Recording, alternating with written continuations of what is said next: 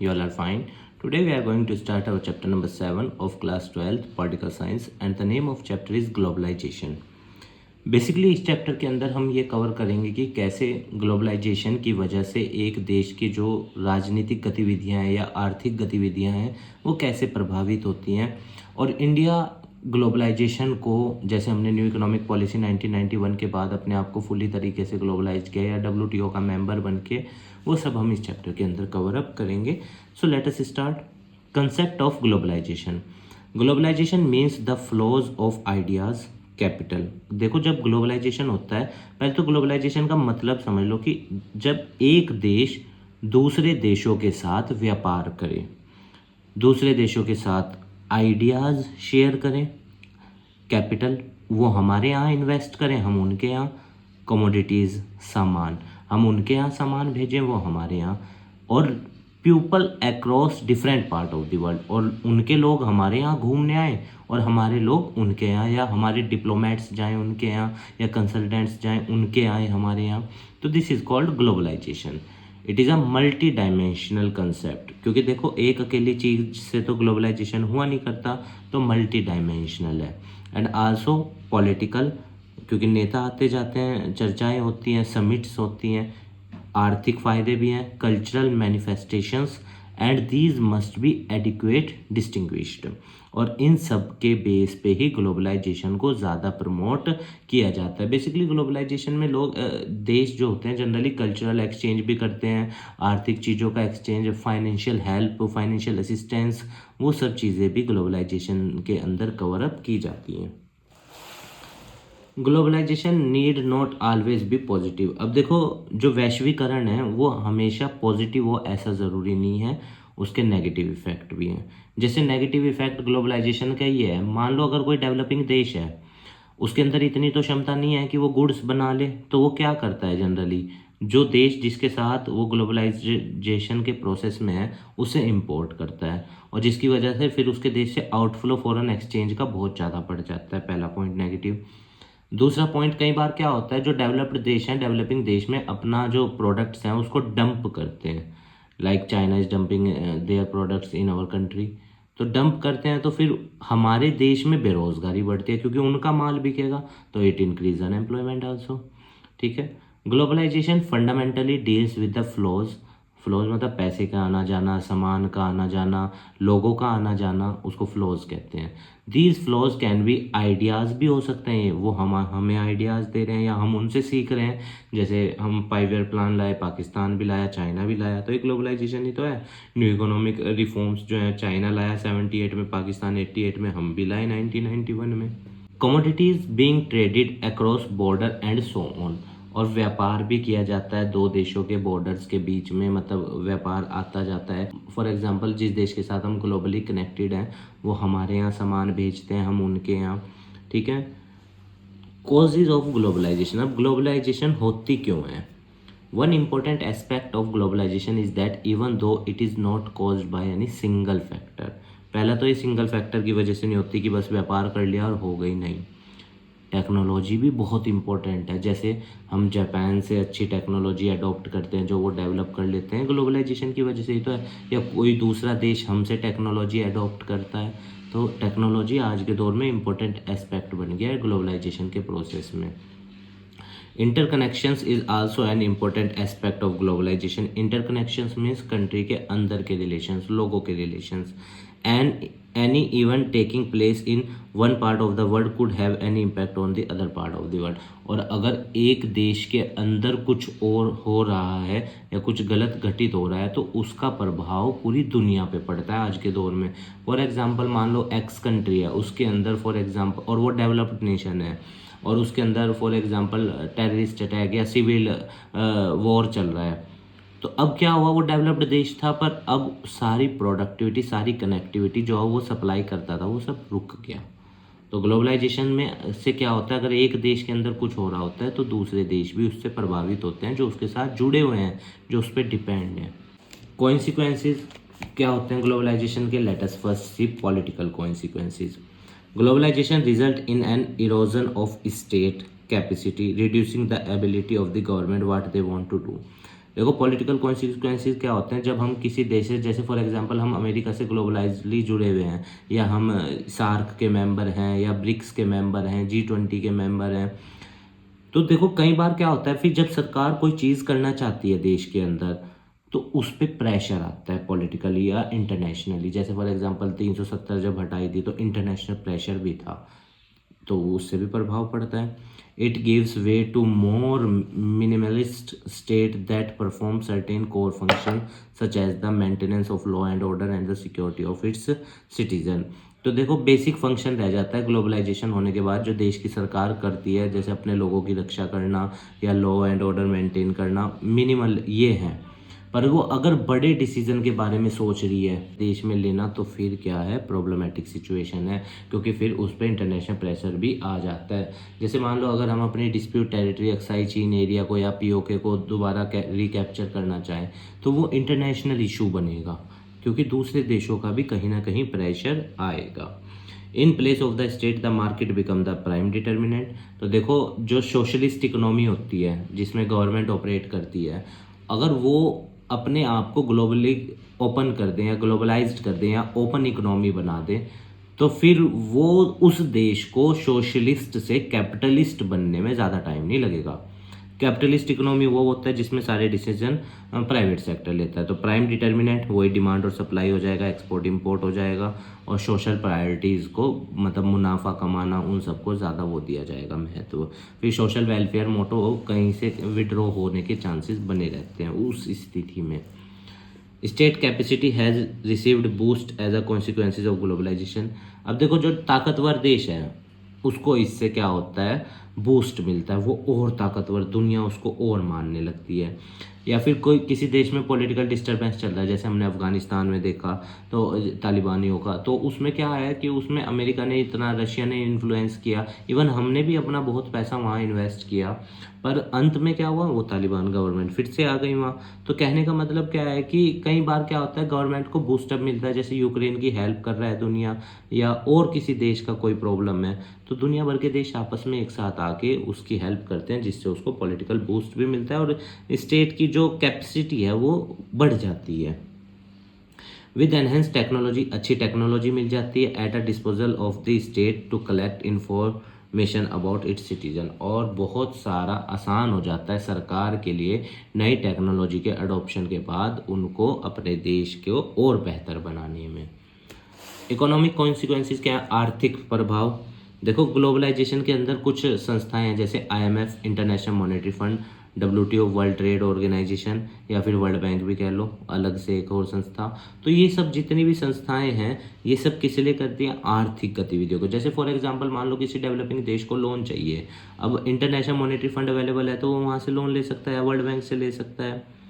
तो आर्थिक प्रभाव बहुत पड़ते हैं। जैसे WTO का पुराना नाम GATT है, general agreement on tariff and trade, इसकी जिम्मेदारी, ये 1995 में इसका नाम WTO हुआ, तो इसकी मेन जिम्मेदारी है कि इंटरनेशनल ट्रेड को प्रमोट करना, उसको एक्सप्लोर करना। It involves greater economic flows, और देखो जब देश ग्लोबलाइज्ड होते हैं, आपस में जुड़ते हैं, तो पैसे का आना और जाना, इनफ्लो आउटफ्लो बहुत बड़े स्केल पे होता है। जैसे इंडिया से देखो आप, आउटफ्लो चाइना में कितना ज़्यादा है, फॉरेन इसका अमेरिकन डॉलर्स का। Globalization has involve greater trade, globalization की वजह से एक्सपोर्ट इंपोर्ट बढ़ा है दुनिया भर के देशों के साथ। It has reduce the imposition of restrictions on the import of one country on another, और ग्लोबलाइजेशन की वजह से आज के दौर में दुनिया भर के भले ही देखो, अगर मान लो किसी देश पे रिस्ट्रिक्शंस है, वो छुप के ट्रेड कर रहा है, क्योंकि व्यापार तो करना पड़ेगा, क्योंकि हर देश के पास अवेलेबल मात्रा में संसाधन नहीं है, स्कार्सिटी ऑफ रिसोर्सेज है और अनलिमिटेड ह्यूमन वांट्स हैं। तो जिसकी वजह से क्या होगा, फिर क्राइसिस या स्कार्सिटी की समस्या आएगी। इस वजह से ट्रेड को बहुत ज़्यादा प्रमोट किया जाता है ग्लोबलाइजेशन से। या G20 ग्रुप देख लो, ये भी तो इंटरनेशनल ट्रेड को प्रमोट करने के लिए ही है। Economic globalization has created an intense division of opinions all over the world, और ग्लोबलाइजेशन की वजह से ही, आर्थिक ग्लोबलाइजेशन की वजह से ही हर देश के जो लोग हैं या जो इन्वेस्टर्स हैं, जो बिजनेसमैन हैं, उनके ओपिनियंस बिजनेस को लेकर अलग अलग हैं, और वो उसी हिसाब से फिर इन्वेस्टमेंट करते हैं। जैसे एक मल्टीनेशनल कंपनी जो है वो उस देश में अप्रोच करती है जहाँ उसको फैक्टर ऑफ प्रोडक्शन क्या मिल जाए, सस्ते मिल जाएँ, और उसको ईजी एक्सेस हो अपनी ग्रोथ में, ठीक है। According to some economic globalization is like to benefit only a small section of the population. अब ये ठीक है, देखो ग्लोबलाइजेशन का फ़ायदा सिर्फ कुछ लोगों को होता है। जैसे फॉर एग्जांपल मान लो एक अमीर व्यक्ति है, उसका बिजनेस बढ़िया है, वो तो एक्सपोर्ट इंपोर्ट करेगा और ज़्यादा पैसा कमाएगा। एक गरीब को ग्लोबलाइजेशन का क्या फ़ायदा, क्योंकि उसके रीच से तो चीज़ें दूर ही होती हैं, या नहीं। तो ग्लोबलाइजेशन का मेनली फ़ायदा समाज के कुछ सेक्शन को पहुंचता है। हाँ, बस ये कह सकते हैं कि देखो जब देश में कोई नई चीज़ आएगी तो बेहतरी होगी, जैसे जैसे वक्त बीतेगा वो सस्ती भी होगी। पर अगर हम बात करें एक ओवरऑल उसकी, तो ग्लोबलाइजेशन का फ़ायदा कुछ ही लोगों को और कुछ ही देशों को पहुंचता है, ठीक है। मेनली डेवलप्ड देशों को। डेवलपिंग देश के अंदर इतनी कैपेसिटी नहीं होती कि वो सर्वाइव करवाएं डेवलप्ड देश के सामने। Advocates of economic globalization argue that it generates economic growth and well-being for larger section of the population। अब जो इसके फेवर में है वो कहते हैं कि भाई इसका भला सबको सब तक पहुंचता है। जैसे मैंने अभी बताया कि चीज़ें जैसे जैसे वक्त बीतेगा फिर चीप भी होती हैं और फिर उसके बाद लोग आम इंसान तक भी पहुंचती हैं। कल्चरल कॉन्सिक्वेंसेस क्या हैं? कल्चरल कॉन्सिक्वेंसेस का मतलब है कि आज आप देखो दुनिया भर में लोग एक दूसरे देश के कल्चर को जानने जाते हैं, घूमने जाते हैं, तो वो कल्चर को अडॉप्ट भी करते हैं कहीं जब उन्हें अच्छा लगता है। Globalization lead to the rise of a uniform culture. दुनिया में एक ही कल्चर, जैसे आज के दौर में हम वेस्टर्न कल्चर को ज़्यादा फॉलो करते हैं। और what is called cultural homogenization. Homogenization क्या होता है? जब दुनिया भर के लोग या सेम ही कल्चर को फॉलो करें, एक ही कल्चर एक ही आइडियोलॉजी को फॉलो करें, that is called cultural homogenization. The culture of the politically and economically dominant society leaves its imprint on a less powerful society. अब देखो क्या होता है, जो देश आर्थिक वे में भी ताकतवर है, पैसों से मजबूत है और राजनीतिक वे में भी मजबूत है, उसके प्रभाव, उसके कल्चर के प्रभाव उस देश पे पड़ते हैं जो गरीब है या अनपावरफुल है, छोटा है। And the world begins to look, और फिर जो पावरफुल देश है उसके कल्चर की तरफ लोग देखने लगते हैं। जैसे आप देखो आज इंडिया के अंदर हम सबको ही देख लो, हम सबको अपने इंडियन ट्रेडिशंस को ना फॉलो करके वेस्टर्न क्लोथ्स को पहनते हैं या वो सब चीज़ें हैं, ठीक है ना। जैसे हमारा कल्चर था धोती कुर्ता या वो सब चीज़ें, पर आज जीन्स पैंट शर्ट ये सब चीज़ें। हालांकि आर्टिकल 21 के तहत right to life and personal liberty, everyone is free to wear what he और she want. Just I am saying that कि हमने उस कल्चर को फॉलो किया जो डोमिनेंट पावर का है, वेस्टर्न कल्चर, बिकॉज उसमें इंसान थोड़ा ज़्यादा लिबरल फील करता है अपने आप को। All culture accept outside influence all the time, और हर कल्चर में दूसरे जो आउटसाइड इन्फ्लुएंस होता है उसको टाइम टू टाइम एक्सेप्ट किया भी जाता है। जैसे फॉर एग्जांपल अर्लियर हमारे यहाँ साड़ी वो सब चीज़ें चलती थी, आज भी हैं, पर आज देखो आप वेस्टर्न जो इन्फ्लुएंस है वो भी एक्सेप्ट है। Some external influence are negative, कई बार ये नेगेटिव भी हो जाता है जब वो आपने देखा होगा उल्टे सीधे कपड़े या वो सब चीज़ें, बिकॉज देर, या फिर मान्यताओं में भी नेगेटिविटी आ जाती है, नेगेटिव मान्यताएं होती हैं दूसरी कल्चर की, वो हमारे वालों को इन्फ्लुएंस कर देती हैं, because they reduce over choice. और फिर क्या होता है जब कल्चरल इन्फ्लुएंस होता है तो इंसान बंध जाता है, ठीक है ना, उसकी चॉइस क्या हो जाती है, घट जाती है। But sometime external influence simply, और कई बार ये एनलार्ज भी कर देता है चॉइस को। जैसे मान लो कि अपने कल्चर को फॉलो करना है या उसके कल्चर को, तो इंसान के पास दो चॉइस होगी, अपने ट्रेडिशन को, अपनी मान्यताओं के या उनकी मान्यताओं को। enlarge our choice and sometimes they modify our culture without overwhelmingly the traditional। तो कई बार क्या होता है कि बिना ट्रेडिशन को इन्फ्लुएंस किए हुए वो कल्चर को क्या होते हैं, बदल देते हैं। वो भी एग्जिस्ट करता है ट्रेडिशनल पैटर्न भी, पर मॉडर्न पैटर्न भी उसमें क्या होता है, एग्जिस्ट करने लगता है। While cultural homogenization is an aspect of globalization, the same process also generates precisely the opposite of the effect it leads to, each culture becoming more different and distinctive। अब cultural homogenization की वजह से क्या होता है, जो एक culture दूसरे से अलग होता है वो नहीं होता, उसमें क्या होता है, दोनों सेम होते हैं, होमोजेनाइजेशन आती है, सिमिलैरिटीज उत्पन्न होती हैं। दिस फिनोमिनन इज कॉल्ड, और इसी को क्या बोलते हैं, कल्चरल हेट्रोजिनाइजेशन, जिसमें क्या होता है अलग अलग कल्चर ना होके वो क्या बने, एक जैसे हो जाएं, ठीक है। अब इंडिया का क्या है ग्लोबलाइजेशन को लेके, अगर हम स्टैंड देखें तो देखो हमने शुरू से ही ग्लोबलाइजेशन को प्रमोट किया है। चाहे आप 1947 तक देख लो, हम मोर देन 50% ट्रेड ब्रिटेन के साथ करते थे। 47 से 90 तक देख लो, अमेरिका के साथ ट्रेड था। और 90 के बाद जब से हम न्यू इकोनॉमिक पॉलिसी लेकर आए हैं, लिबरलाइजेशन, प्राइवेटाइजेशन, आज हम फुल्ली तरीके से दुनिया भर के साथ जुड़े हुए हैं, ग्लोबलाइज्ड हैं। During the colonial period, as a consequences of Britain's imperial ambitions, India became an exporter। हम प्राइमरी गुड्स के एक्सपोर्टर थे जब अंग्रेज़ हमारे यहाँ थे, क्योंकि रॉ मटेरियल उनकी फैक्ट्री को सस्टेन करने के लिए चाहिए था। और इम्पोर्टर किसके थे? फिनिश्ड गुड्स के, क्योंकि उन्होंने फिर तभी तो हमने स्वदेशी वो सब कंसेप्ट चलाए थे। हम एक्सपोर्टर थे कच्चे माल के, इम्पोर्टर थे तैयार माल के, जिससे मेन मुनाफा अंग्रेज़ों को जाता था। After independence India decided to make things on its own. आज़ादी के बाद हमने अपना डिसीजन खुद लेने लगे, क्योंकि हम सॉवरेन कंट्री बने। रेदर देन रिलाइंग दूसरे देश पे ना निर्भर होकर हमने अपने निर्णय खुद लिए। Other people were also banned from exporting to the Indian trends. और बहुत सारे लोगों पे बैन भी, मतलब हर किसी को रोका गया कि वो कल चीज़ों को क्या करे, इंडियन ट्रेडिशन को या इंडियन मान्यताओं को उस वक्त। आज तो देखो सब फ्री हैं, ठीक है ना, फ्री फ्लो ऑफ आइडियाज़ है, सब कुछ है। The protectionism generated its own problem while some advances were made in certain arenas. Critical sectors such as health, housing and primary education did not receive the attention they deserve. अब protectionism में देखो culture tradition को तो protect किया जाता है, बस बहुत सी चीज़ें ऐसी हैं जिनको अनदेखा किया गया है, जैसे health, housing, primary educations, etc, इन सबको इसमें अटेंशन जो मिलनी चाहिए थी वो नहीं मिली। जैसे देखो आज बहुत से एजुकेशन के लिए बच्चे हमारे यहाँ से दूसरे देशों में जा रहे हैं, इलाज कराने जाते हैं, या इवन बसने तक, रहने तक दूसरे देशों में जाते हैं। एक बहुत बड़ी संख्या में भारतीय दूसरे देशों में हैं और वहीं पे ही रह रहे हैं, वहीं की हेल्थ एजुकेशन फैसिलिटीज़ को यूज़ कर रहे हैं, because they think that they are much better than our country. India had a fairly sluggish rate of economic growth. और हमारे यहाँ कोई मतलब ज़्यादा अच्छा इकोनॉमिक ग्रोथ का रेट नहीं रहा है, अगर आप शुरू से ही देखो।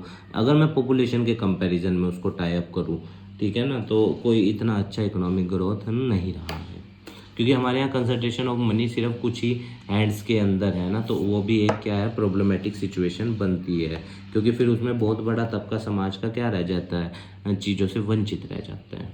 और 1991 में मैंने अभी आपको बताया, इन 1991 फाइनेंशियल क्राइसिस आई, $7 बिलियन का कर्जा हो गया था हमारे देश में। फिर जब हम IMF और वर्ल्ड बैंक से गए तो उनकी कंडीशन यही थी कि भाई अपने आप को ओपन इकोनॉमी बनाओ, क्लोज्ड ना रहो। तो and to desire for higher rates of economic growth, India embarked on a program of economic reform 1991, यहाँ पे लिख लेना आप, दैट हैव सोट, और फाइनेंस मिनिस्टर थे उस टाइम डॉक्टर मनमोहन सिंह जी, वो लेके आए थे इनको।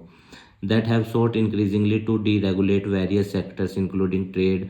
तो वेरियस सेक्टर्स जैसे लिबरलाइजेशन के अंदर FFITT याद रखना, financial sector, foreign sector, industrial sector, trade sector, ठीक है ना, तो उस सब में लिबरलाइजेशन किया गया। प्राइवेटाइजेशन में डिसइन्वेस्टमेंट और ट्रांसफर ऑफ ओनरशिप होता है, और ग्लोबलाइजेशन में integrating the domestic economy with the world economy. तो फॉरेन इन्वेस्टमेंट की लिमिट भी अच्छा बढ़ा दी गई थी इस पॉलिसी के बाद, 74 कर दी थी 49 से, ये भी ध्यान रखना, यहाँ लिख लेना चाहिए आप। रेजिस्टेंस टू ग्लोबलाइजेशन, अब ग्लोबलाइजेशन को किन कारणों से रोका जाता है, let us see. Globalization is a divisive issue that has sparked wide spread criticism all over the world. Critic of globalization makes a variety of claim.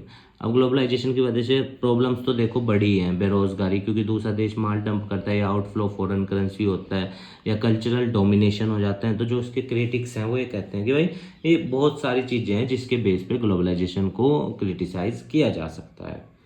Those on the left argue, जो दूसरी तरफ हैं वो क्या कहते हैं कि globalisation जो है वो कैपिटलिज्म का कंसेप्ट है, जिसकी वजह से देश अमीर हुआ है और गरीबों की स्थिति सुधरी है। ठीक है, ग्लोबलाइजेशन कैपिटलिस्ट कंसेप्ट है जहाँ पे प्राइवेट सेक्टर डोमिनेट करता है, एक्सेप्ट, पर गरीबों की स्थिति फिर लॉन्ग टर्म में तो सुधरती है, शॉर्ट टर्म में नहीं सुधरती। और ग्लोबलाइजेशन का फ़ायदा जो होता है मेनली कुछ ही लोगों तक पहुँचता है, जो ओनर्स होते हैं, एंटरप्रेन्योर्स होते हैं। ठीक है, गरीब के वे में ऐसे कह सकते हो कि मान लो जैसे कोई MNC है, वो इंडिया के अंदर आगे कंपनी लगा रही है, तो फिर यहाँ के लोगों को उससे एम्प्लॉयमेंट मिलेगा, और पुअर के जो स्टैंडर्ड ऑफ लिविंग है वो इम्प्रूव होगा, उस वे में तो ठीक है। The capacity of the state to protect the intersect of its poor distributes as the state weakens. अब देखो, जो देश ग्लोबली दूसरे देशों से जुड़ता है, अगर वो कमज़ोर देश है, डेवलपिंग देश है, तो फिर वो कमज़ोर बनता है क्योंकि वो दूसरे पे रिलाय हो जाता है, डेवलप्ड वाले पे। और ये काफ़ी हद तक बात ठीक भी है, उसके डिसीजंस डेवलप्ड के हिसाब से प्रभावित होते हैं, ठीक है ना। जैसे कुछ भी देख लो आप, इंडिया का ही देख लो, अगर हम बात करें ईरान से इंपोर्ट के तेल की, तो वो डिसीजन अमेरिका के डिसीजन की वजह से बहुत इफेक्ट हुआ, हम नहीं कर पा रहे वहाँ से। तो कहने का मतलब क्या है कि जब हम ग्लोबली दूसरे देशों से जुड़ते हैं तो फिर उनका, अगर वो हमसे ताकतवर हैं तो फिर उनकी बातें हमें माननी भी पड़ती हैं। Critics of globalization on the political right are concerned about the, और जो क्रिटिक हैं वो ये भी कहते हैं कि देखो, पॉलिटिकल इन्फ्लुएंस तो होता है, या आर्थिक भी होता है, कल्चरल इन्फ्लुएंस भी होता है पावरफुल नेशन का टू द अनपावरफुल नेशन और लेस पावरफुल नेशन। तो इन political term the deterioration of the state is cause for benefits of all. तो जनरली पॉलिटिकल टर्म में देखोगे तो जो भी डिप्लोमेट्स मीटिंग करते हैं या और देशों के साथ रिलेशंस बनाते हैं, वो अपने इंटरेस्ट्स को प्रायोरिटीज देते हैं, ना कि दूसरे के साथ जिसके साथ वो रिलेशंस बना रहे हैं। उसमें फिर नेगोशिएशंस भी हैं, वो सब चीज़ें हैं। India and resistance to globalization, Bharat का क्या है इस तरफ रुख, let us see. Resistance to globalization in India has come from different quarters, बहुत तरीक़ों से इस पर प्रभाव पड़ता है। जैसे there have been left wing protest, जो किसको प्रमोट करती है, लेबर लॉज को या कैपिटलिस्ट को अवॉइड करती है, उसकी बात कर रहा है। To economic liberalization voice through political parties के ज़रिए जैसे आवाज़ उठाई जाती है कि भाई लिबरलाइजेशन की वजह से, आर्थिक लिबरलाइजेशन की वजह से कैपिटलिस्ट लोग को और फ़ायदा हुआ है, जो मज़दूर वर्ग है उसको बहुत नुकसान पहुंचा है। लेफ़्ट विंग आवाज़ उठाती है, जो कैपिटलिज्म को क्या करती है, खिलाफ बोलती है, जिसको रेजिस्ट करती है, ठीक है। Resistance to globalization has also come from the political right taking the forum of objective particularly to various cultural influences. बहुत से लोग हैं जो क्या करते हैं, या बहुत से देश ऐसे हैं जो कल्चरल जो मान्यताएं हैं उनमें परिवर्तन आता है ग्लोबलाइजेशन की वजह से, तो उसके बेस पे भी आवाज़ उठाते हैं। इंडिया के कंसेप्ट में बता रहे हैं, जैसे ranging from the availability of foreign television channels या फॉरेन शोज़ हैं, ठीक है ना, केबल नेटवर्क्स हैं, या ये सब वैलेंटाइन डे, या ये वेस्टर्नाइजेशन ऑफ ड्रेसेस, या जो स्कूल स्टूडेंट्स का ये जो पैंट शर्ट की या टाई, वो सब चीज़ें जो हैं उस पेज पे भी आवाज़ उठाई जाती है कि इससे हमारी संस्कृति, जो जैसे फॉर एग्जांपल गुरुकुल वाली व्यवस्था में बच्चे धोती कुर्ता या वो सब पहनते थे, तो क्या जाता है कि देखो वेस्टर्नाइजेशन या ग्लोबलाइजेशन की वजह से आज बच्चा tie pant shirt shoes belt वो सब पहन रहा है स्कूल में, उस बेस पे भी। हालांकि देखो आर्टिकल 21 फिर से मैं कह रहा हूँ, right to life and personal liberty है, पर व्यू है जो एक की वेस्टर्न चीज़ों की वजह से इंडियन कल्चर प्रभावित होता है। जैसे वैलेंटाइन डे, ये ठीक है ना, सेलिब्रेशन ऑफ वैलेंटाइन डे, या वेब सीरीज या फॉरेन शोज़, बहुत प्रभाव पड़ता है उससे, चीज़ों के ऊपर आइडियोलॉजिकल डिफरेंसेस आते हैं। तो this is all about this chapter globalization. Important chapter है और अच्छा क्वेश्चन इसमें से बन सकता है और आप लिख भी सकते हैं, ठीक है स्टूडेंट। आप अच्छे से पढ़ाई कीजिएगा, स्वस्थ रहिएगा, जीवन में आगे बढ़िए, यही हमारी मनोकामना है। इस देश को अच्छा बनाइए, समाज को अच्छा बनाइए। और अगर आपकी कोई इस चैप्टर से रिलेटेड क्वेरी है तो आप हमें कमेंट बॉक्स में बताना, हम उसका आंसर देने की पूर्ण रूप से कोशिश करेंगे। और देखिए स्टूडेंट, अगर किसी पॉइंट से आपकी कोई भावना हर्ट हुई है तो मैं आपसे उसके लिए क्षमा मांगता हूँ, क्योंकि मेरी कोई इंटेंशन नहीं आपकी किसी भावना को हर्ट करने की। चीज़ें लिखी हुई हैं, मैं भी एक लर्नर हूँ, एक्सप्लेन करने की मैंने कोशिश की है, ठीक है। आप अन्यथा ना लीजिएगा, एज अ लर्नर ही इनटेक कीजिएगा। धन्यवाद स्टूडेंट्स।